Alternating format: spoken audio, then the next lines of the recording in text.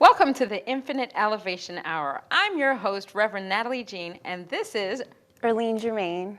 and we are here to explore the different spiritual modalities. Infinite Elevation actually came out about through this branding that we wanted to do about the different spiritual modalities that are out there in the world. And we wanted to have people be able to express themselves, express their spiritual freedom so that they can let go and let spirit guide them. Don't you think so, Erlene? Definitely, especially in the realm of creativity where there's much to give to the world and some people hold back for so many different fears or so many different depressions, just things that they wish to accomplish but fail to do so in spite of the talents that lie within. And so we decided to form Infinite Elevation because we found that a lot of people had a lot of creativity within themselves and they just couldn't release that, or else they would go to different companies and companies wouldn't believe in them. How we work with individuals is that, we have to know that these individuals believe in themselves. And if they don't, then we work with them so that they can get to a point where they believe in themselves. We guide them through every step. So when we decided to do Infinite Elevation Hour, we wanted to be able to bring these people out into the public so people can be aware of these talents. In our spiritual beliefs, we believe that every person on this earth has been given some kind of talent. Whether you're an architect, a construction person, whether you pick up garbage, you are a person that has some kind of gift to bring out into the world. And so because of these people, because of the people in the universe, we should really provide a place where people can understand how they got to the place where they are. Just like my host here, Erlene Germain, she is a wonderful graphic artist. Now she can explain to you how she got to that point. It's a lot of soul searching, Natalie, to get to the point where I am in my life right now, pursuing my graphic design career. I started off with a government politics background, trying to change the world in that regard, but I just felt a little empty because I wasn't fulfilling the creative side of me that was seeking some kind of way to come through. This energy, this dynamic energy that was searching for some kind of release, but also to be understood, because oftentimes we can have a comprehension of ourselves, but then to translate that over into the world for other people to kind of understand and to definitely believe in yourself. Definitely is like still a learning process because it is part of the journey. Life is that journey, not the destination. We're not dead yet. But it's just that, you find yourself in opening up to yourself and searching and testing things out. And definitely, ultimately, you kind of feel through it and then you find something that you like. And once you do that, you delve in and become whole, perfect, and complete through it. So that's my bond with the creative realm, with artistry, with painting, with dancing, with music. It's just expansive. But I think graphic design puts it into perspective for me and allows me to connect my ideas, the world, and then one another. And how do your creative ideas come to you? That's a very great question because I don't really know. No, in all honesty, it's a process for me. Because once I'm given a topic or a subject, I really have to sit and think about it. Like, how do I want this to come through? Because several ideas, we do the brainstorming. In school, they teach you about thumbnails, just jotting down your ideas as quickly as possible. But then not every idea, I would say, is a good idea because you still have to be that visual communicator. You still have to communicate and get the audience the message that you're trying to convey. So it's like from one point to the next. So how do I combine those two? And so for me, I really sometimes sit with myself for several days. It might even take a week before I really come out with my idea the way that I think will work out best for not only myself, but the end result of it. and also for it to be a positive message. Right. You know, I don't want any negativity out there because I feel that society already has enough of that. So promoting something that's really good and beneficial to all is ultimately, you know, the right goal. I see. And how does spirituality play in your creative work? It plays a great deal because I have to go within. And I sought this through meditation. Oftentimes when I am stuck with a problem and I don't know how to find the solution, whether it be design or in my life, situation, relationships, things that I'm going through, I sit and I meditate, and I ask for the answers within. I seek the guidance from myself instead of the outside world, where I did used to look for them and not really find anything. I was empty. I was led into a depression, trying to be something that I'm not. Yes, and I can attest to that. I've been in the same position myself because, you know, even before I got into ministry, I really didn't know what I wanted to do with myself. And growing up, you know, I was always depressed and all kinds of things. And I just felt very different because I felt that the world had to be, it's very different. So even throughout college, throughout high school and all that stuff, there was still something I felt like was bringing me down, but that there was some kind of solution out there. And I started studying with a group in New York when I moved to New York about 10 years ago. And through this different group that's called Eagle Spirits, I got to learn about Buddhism, Hinduism, spiritual science, Christian science, all kind of different modalities. And through that group, I was able to understand my connection with spirit. It's an understanding of your connection with the universe that gets you to a place where you can come up with your creative ideas because now you understand that oneness. So when I understood that oneness and I was introduced to Emma Curtis Hopkins, I have to admit, at that point, I didn't like her teachings because I was forced to read it. But then I moved back to Maryland and I started to take my ministerial course, and I got so obsessed with her teachings, I finally found the thing that really motivated me. Growing up as a child, I always loved helping other people. You know, when I was young, I used to tell my mom I thought I needed to be like Christ, but I really meant I thought I needed to be nailed to a cross and all that kind of good stuff. But I realized later in spirituality that that's not what spirituality is about. We don't have to suffer to attain the things that we want in life. Like all of us deserves the good that we are seeking in our life. That's what Emma Curtis Hopkins teaches us, that there is good for us and we ought to have it. So later in life, you know, now my goal is just to help other people understand their connection to source, being able to speak their truth. Even the misconception with spirituality is that people believe that because you're spiritual, you cannot stand up for yourself. And that's such a falsehood. I'm a person that's always standing up for myself and others. I mean, you can have a very spiritual tone. You don't have to be demeaning to anybody else. But you should stand up for yourself and you should stand firm to your beliefs. And one of the things with Infinite Elevation Hour is that we want to help people be able to speak their truth, stand up for what they believe in. Now, you know, one of the things our focus is people that are harmonious, loving, you know, good people. And everybody, I feel everybody is good. I don't look at anybody in the world and see that there is bad. You know, just people are having some kind of different experiences in life, and because they might not have had somebody in their lives to show them, you know, the right path to walk on. Now, you and I have been fortunate enough to have met some wonderful people that have come into our lives that have shown us the path to walk on, and now it is our time to be able to show people, you know, their path and how to create their goals. And it sounds like you found your purpose. You know, oftentimes, I'll bring back, we seek our purpose and our destiny, you know, elsewhere, but it seems that you found your purpose in helping others. And also, this is going to help other people find their purpose. Right.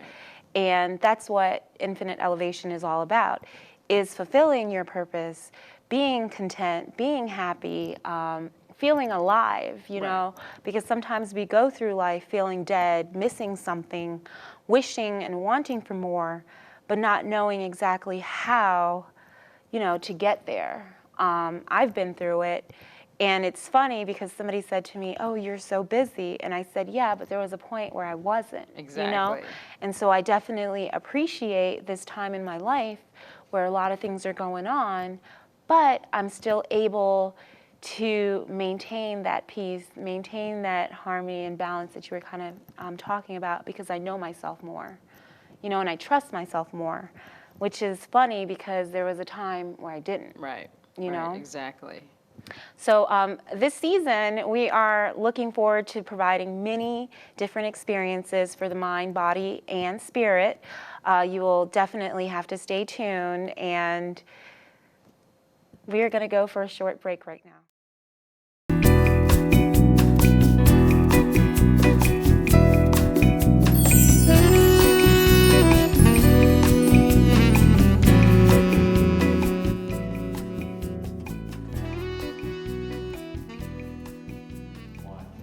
We're back. I'm Reverend Natalie Jean, and this is... Erlene Germain. And so we're still talking about the aspects of spirituality. One of the things I wanted to point out is what's an amazing thing that happens to people when they go on a spiritual journey is that, the whole thing is that when you are born, you know who you are. Because the thing is, all you know is love. You know your parents love you. You know nothing else. You know who God is. You know who Spirit is. And you're just happy. And so what happens is that we go into this human, what I like to call the human conditioning. We get into the peer pressures. We start living this humanistic way of living instead of living the spiritual life. So we kind of forget our true home. Until we reach mid-20s, early 30s, we start discovering something about ourselves. We're like, something's wrong here. I shouldn't be living this way. Some of us are in debt. Some of us have lack. Some of us are in the wrong relationships, and we just don't know what's going on. And sometimes we see that other people, have these wonderful relationships, but we're stuck in this place. So a lot of the time, this is the point where we start to buy all these books. We want to know how to attain wealth. We want to know how to have the perfect relationship, get married, and all this stuff. And what we don't understand is that we need to get back to a place where we truly love ourselves. And in this journey, Erlene and I have found that was the one thing that was missing in our lives. We truly did not love ourselves. We didn't like what we saw in the mirror. And we both had to work at that. It was a long journey for me. It took until I was probably in my 30s or mid-30s to realize the way I look, the way I am, that I was happy with myself. And when I got to that point, I was like, oh my gosh, I've been missing out on all this stuff. And what happens after that is that when you become self-assured in yourself, you're going to lose some friends and you will gain some friends. And it is an amazing concept, because I had friends that would say, oh, you think you're perfect now. And it had nothing to do with that. It had something to do with me connecting with myself, connecting with Spirit, and moving on with that. Would you agree, Erlene? I definitely agree. And more so, it's about how you spend your time. Because it is true, you watch the company that you keep, but now that you have come into yourself, you start to prioritize what's important. Do I want to spend an hour on the telephone gossiping and wasting time that I could be more involved in some creative aspect for me, or I could go out for a walk or to the gym, work out, it's just about what are your values. It becomes what takes precedence in your life. If you ultimately or really want something, how long are you going to forego yourself for it? And I'm not saying you can't have friends, but it's just about what comes first. And then there are people who, like Natalie was saying, who do start to talk down on you on your new lifestyle, or, try to belittle you in some regard. But I think it's just that paradigm shift. They often see something in you that they wish they could have, but just don't know how to come and maybe compliment you nicely and say, well, how did you get to that place of true happiness and bliss within yourself? How are you at peace? I would like to be at peace, because it's very easy for us to point imperfections in others, but it's so much harder to look in the mirror and look at ourselves, like Natalie says, and be comfortable with ourselves, because I think the world at large tries to paint a very, very dreary picture of what you can or should be. Right. You know, you get typecast in a box, you have to look a certain way, you have to act a certain way. If I pick up a magazine right now, what will I see? Will I see people that look like me? 9 out of 10 times, 9 out of 10 times, I will not see people like me, you know? Right. But should I feel bad about that? No. But I will, because if I'm not comfortable with myself, I'm looking for comfort here. But I'm not going to find that comfort because it's not being marketed to people like me, you know? It's just marketed for me to spend more money on a product that I don't need, you know, that's just going to pile up. And then what? I'm still going to have the same issues, you know? I'm still going to feel bad about myself. I'm still going to think, oh, I need to go to the gym and do something about it. But what will really motivate me to do so? And I think that's that turning point in everybody's life is, are you willing, I guess Michael Jackson says it, man in the mirror, you know, to make that change. Right. But that's only a question, a Q&A that you can have with yourself. Nobody can do it for you. Right. No matter how much other people might try to push you to do something, it's only, in my experience, when you are ready to do it, you will do it. And nothing is really holding you back. And I guess the fearful thing that most people encounter is fear. And I'm not saying I'm perfect, because I have fearful experiences at times, but I have to think through them. Are they real? Are they tangible? Or are they in my mind? You know, because sometimes the mind can play a trick on you. Right. From your experience. And I think that's what we're trying to erase here, is these mythologies that are out there, to really just understanding the goodness, the wholeness, the completeness that can exist in life if you just give it a try. So.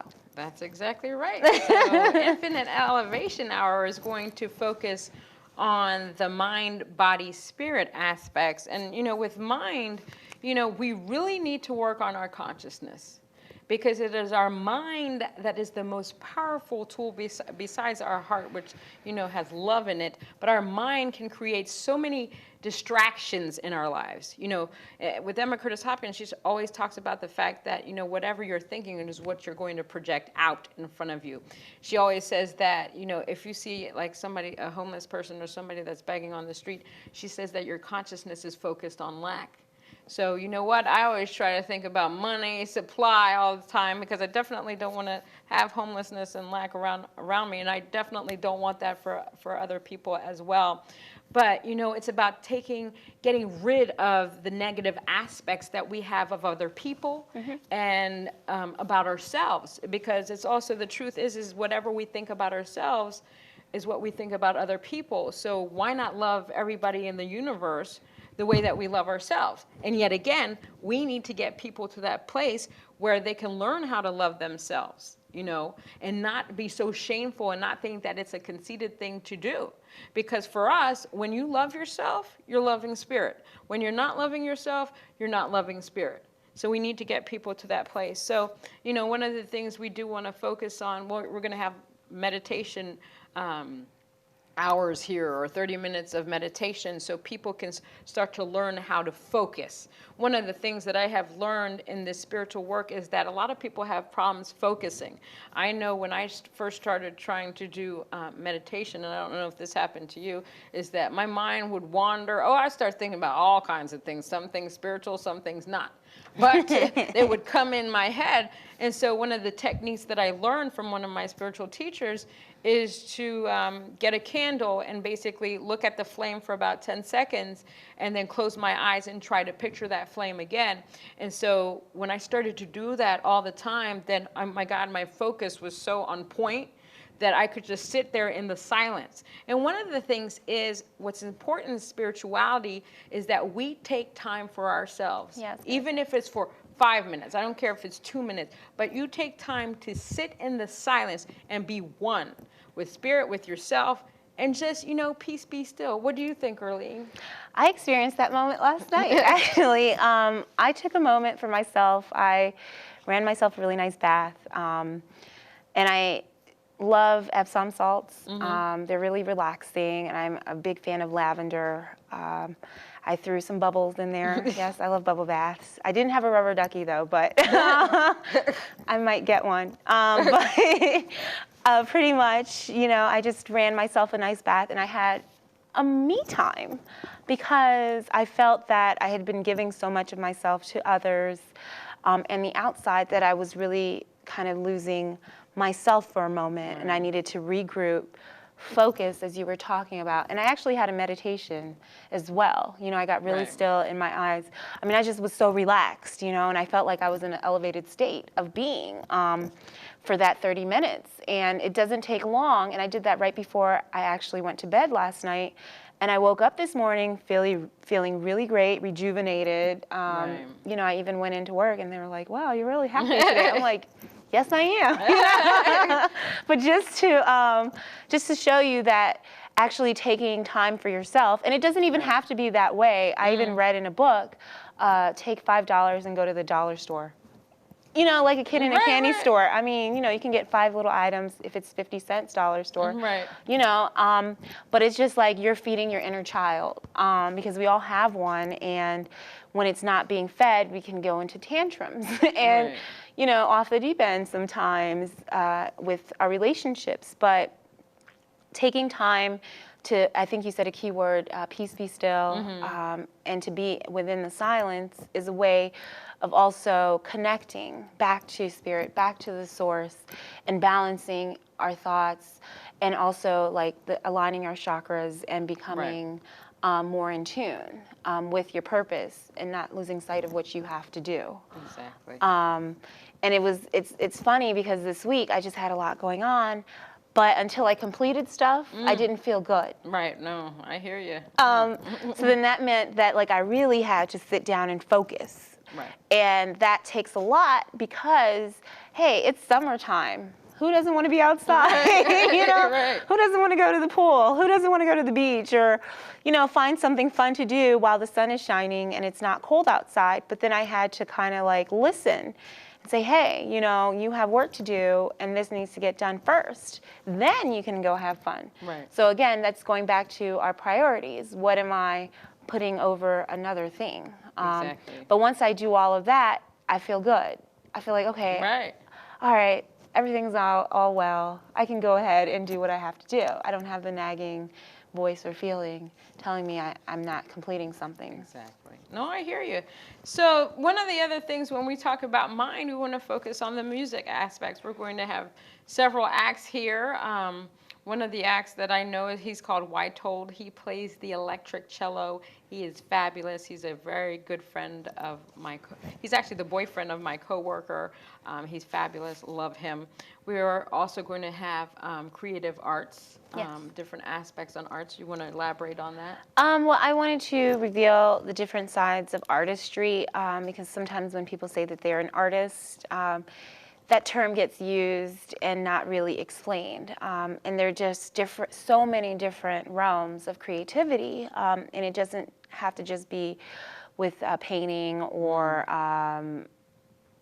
materials. There's a wonderful puppet maker that I know. She's really great. She makes dolls, handmade. We have fashion designers. That's another art form. You know, so the realm of creativity is very expansive, and this is an opportunity through Infinite Elevation to come and reveal this and to show others that it is possible. If you have that within you, you definitely can show it. And so I just am so happy that we're taking time to bring this to the public at large and also for ourselves. You know, this is long overdue. So, I mean, the other thing we want to touch on, which a lot of people are into, is relationships. You know, I put this under the mind category because it's more of a mind thing, the consciousness, and what you really think about yourself. If you're a person that doesn't love yourself, I don't know how you want to be in a relationship, because what you're projecting out is what you're projecting out on to the other person. So that person's not going to be able to love you if you don't love yourself. That's what I've learned in the long run with all of this. The other aspects that we'll focus on is current events. You know, a lot of times we watch the news, we watch all the horrific things that are going on in the world, and that tends to get into our consciousness. I know sometimes if I watch the news at night and I go to bed, I'll dream about the stuff, or something happening to me. And I've learned that I try not to listen to the news as much. I try not to read all that stuff because, you know, in our spiritual beliefs, we believe that, you know, when you read those things, you look at those things, those are humanistic things. They're not things that come from God. Yes, the things are obviously happening in the world, but if you believe in them, then they're just going to completely reoccur. You know, Emma Curtis Hopkins often says that there wouldn't be any thieves if we didn't believe in thieves. We wouldn't need prisons if we didn't believe that people were murderers and all these things that are happening all over the place. The other thing that we would like to focus on is also the body aspect. We'll have something called spiritual fitness that I will lead. Don't know what that is yet, but it's going to be something great. We'll also have some yoga, Zumba. We're also going to be focusing on nutrition. Nutrition is imperative in our way of living. I know this because I live with a nutritionist, my mother. She's a holistic health counselor, and she's always badgering me about eating right, drinking lots of water. And, you know, I do half and a half since I'm also a personal trainer, which I need to eat right also.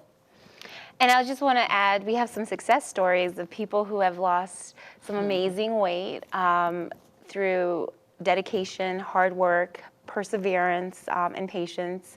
I myself, I did go through a transformation. I don't know if I'll be busting through, but with some old pictures, but we will have some people come through. One of them is Linwood.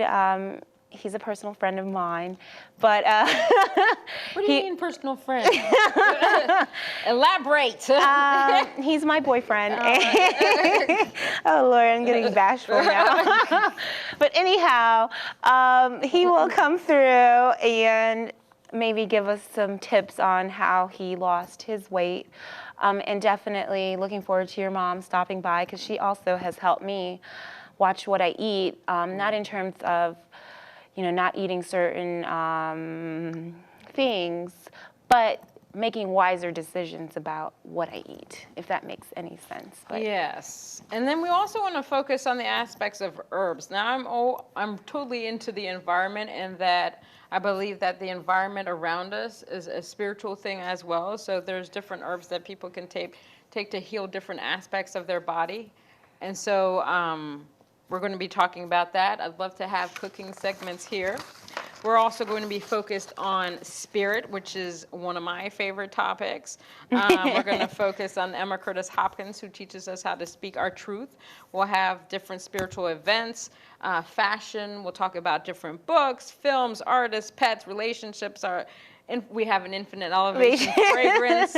I also want to talk about intimacy and spirituality, because there seems to be such a big taboo on that, and we're going to break through that taboo, because it's important that people really know that there is this thing called spiritual freedom, and that we don't have to adhere to what others want us to be. Yeah, we I are definitely all agree. unique individuals, wonderful, beautiful, whole, perfect, and complete individuals, and we need to be able to express that. And so we're here to help all of you out there speak your truth, release your freedom, know who you are, and walk the walk and talk the talk. So this is the Infinite Elevation Hour. I'm your host, Reverend Natalie Jean, and this is Erlene Germain. Please stay tuned this coming season. There'll be so much for you to enjoy, and we look forward to being a part of your family as well. See you next time. Thank you. So if you'd like to talk to us about any of the topics that we spoke about this evening, please call us at the number at the bottom of the screen. We will be more than delighted to enlighten you with the wonderful topics that we have spoken about. And if you do not feel free to call, feel free to email us. We do check our email, and that is also listed at the bottom of the screen, and we do look forward to responding to you accordingly. Can't wait to hear from you. Have a great day.